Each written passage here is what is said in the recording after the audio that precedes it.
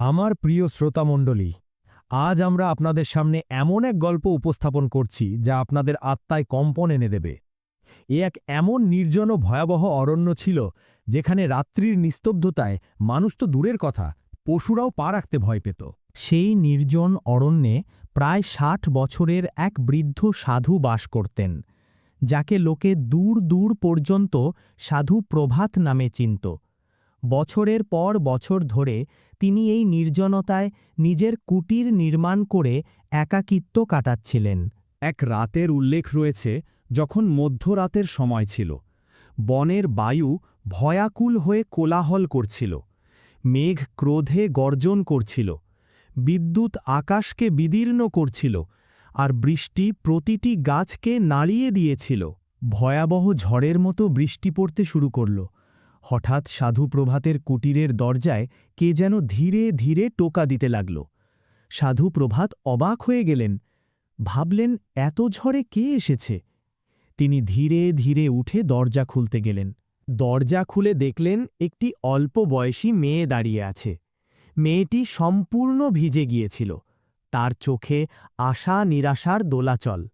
শরীর কাঁপছিল, ঠোঁট নীল হয়ে গিয়েছিল। সাধু প্রভাত দয়ার্দ্র হৃদয়ে তাকে ভিতরে নিয়ে গেলেন। কুটিরের ভেতরে একটা তেলের প্রদীপ জ্বলছিল।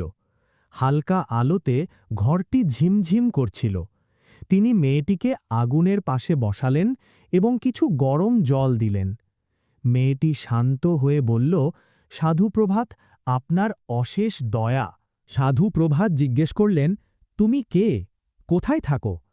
মেয়েটি বলল, আমার নাম রূপালী। আমি অনেক দূর থেকে এসেছি। সাধু প্রভাত আবার জিজ্ঞেস করলেন, তোমার বাড়ি কোথায়? তুমি এখানে কেন এসেছ? রূপালী কিছুক্ষণ নীরব থেকে বলল, সাধু প্রভাত, আমার একটি লম্বা গল্প আছে। আপনি যদি শুনতে চান তাহলে আমি বলবো। সাধু প্রভাত বললেন, হ্যাঁ, অবশ্যই বল, আমি শুনব। রূপালী ধীরে ধীরে বলতে শুরু করল, সাধু প্রভাত, আমি আপনাকে একটি গোপন কথা বলবো, যা হয়তো আপনার বিশ্বাস হবে না। আমি এই দুনিয়ার কেউ নই, আমি মৃত। এ কথা শুনে সাধু প্রভাত চমকে গেলেন। তিনি বললেন, এ কেমন কথা? তুমি তো আমার সামনে বসে আছো, কথা বলছ। আমি তোমাকে জল দিয়েছি, তুমি খেয়েছ? রূপালী মৃদু হেসে বলল, সাধু প্রভাত, আত্মা শরীর ধারণ করতে পারে কোনো নির্দিষ্ট সময়ের জন্য। তখন মানুষের মতো সব কিছু করতে পারে, খেতে পারে, পান করতে পারে। কিন্তু আসল প্রশ্ন হল, আমি কেন এখানে এসেছি এবং আপনার কাছে সাহায্য চাইছি? সাধু প্রভাত গভীর মনোযোগ দিয়ে শুনছিলেন। রূপালী বলল, আমার আত্মা শান্তি পায়নি, আমি মুক্তি চাই। সাধু প্রভাত বুঝতে পারলেন যে এ একটি অস্বাভাবিক পরিস্থিতি।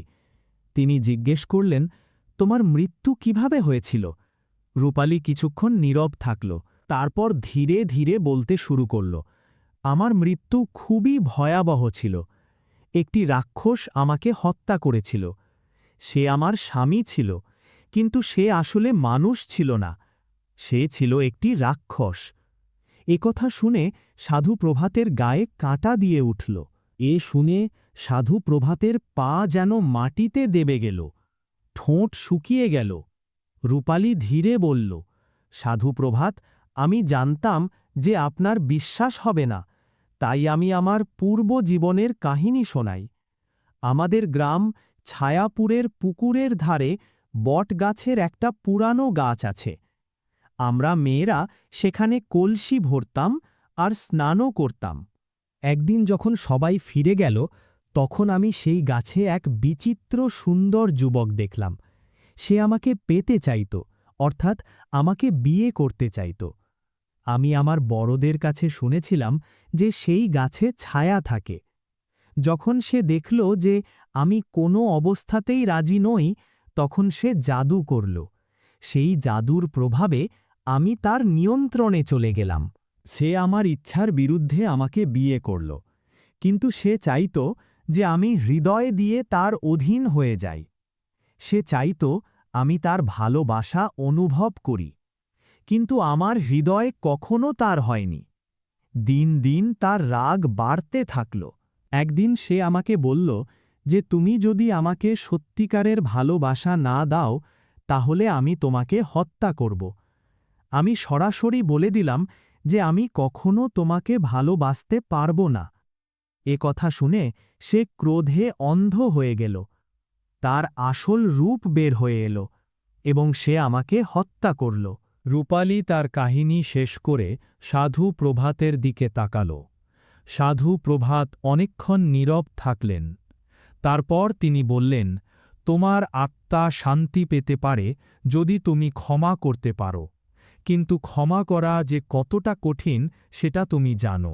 রূপালী বলল, আমি জানি না আমি পারব কিনা। সাধু প্রভাত বললেন, তুমি চেষ্টা করো, আমি তোমার জন্য প্রার্থনা করব। তিনি বললেন, তুমি যদি সত্যিকারের হৃদয় দিয়ে ক্ষমা করতে পারো তাহলে তোমার আত্মা মুক্তি পাবে।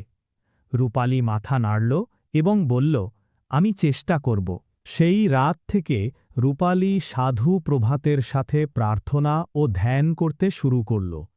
দিনের পর দিন তারা একসাথে আধ্যাত্মিক সাধনা চালিয়ে গেল। রূপালী যখন তার স্বামীর কথা ভাবত তখনও তার মনে ক্রোধ আসত, কিন্তু সাধু প্রভাতের দিক নির্দেশনায় ধীরে ধীরে তার মনে ক্ষমা ভাবনা আসতে শুরু করল। একদিন রূপালী অনুভব করল যে তার অন্তরে একটি পরিবর্তন এসেছে। সে সাধু প্রভাতকে বলল, আমি অনুভব করছি যে আমার হৃদয়ে শান্তি আসছে। দিন দিন তার আত্মিক উন্নতি হতে থাকল। একদিন সাধু প্রভাত তাকে বললেন, আজ তুমি তোমার স্বামীকে সম্পূর্ণভাবে ক্ষমা করার চেষ্টা করো।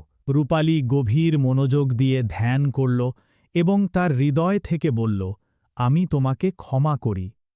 সেই মুহূর্তে একটি অভূতপূর্ব আলো তার চারপাশে ছড়িয়ে গেল। সাধু প্রভাত এই অভূতপূর্ব দৃশ্য দেখে অভিভূত হয়ে গেলেন।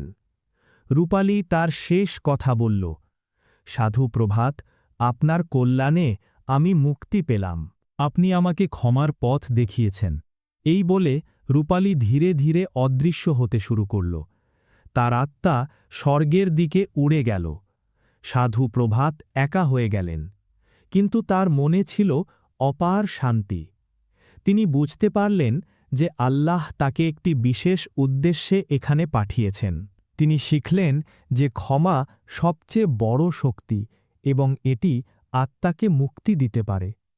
সেই রাতের পর সাধু প্রভাত আবার তার স্বাভাবিক জীবনে ফিরে গেলেন, কিন্তু এই ঘটনা তার জীবনে গভীর প্রভাব ফেলেছিল। তিনি যখনই কারো কাছে এই কাহিনী বলতেন তখন সবাই মুগ্ধ হয়ে শুনত। মানুষ বুঝতে পারত যে ক্ষমার মধ্যে কত বড় শক্তি লুকিয়ে আছে। এই গল্প মানুষকে শেখায় যে কোনো পাপ বা ভুল ক্ষমার চেয়ে বড় নয়। ভালোবাসা ও ক্ষমা সবচেয়ে বড় অস্ত্র যা যে কোনো মন্দকে পরাজিত করতে পারে। সেই রাতের পর অরণ্যে আবার শান্তি ফিরে এলো, যেন প্রকৃতি নিজেই এই পবিত্র কাজের জন্য আশীর্বাদ করেছে। সাধু প্রভাত আরও বেশি মানুষের সেবায় নিজেকে নিয়োজিত করলেন। তার মাধ্যমে আরও অনেক আত্মা শান্তি খুঁজে পেল। এই গল্প প্রজন্মের পর প্রজন্ম মানুষের কাছে পৌঁছে গেল।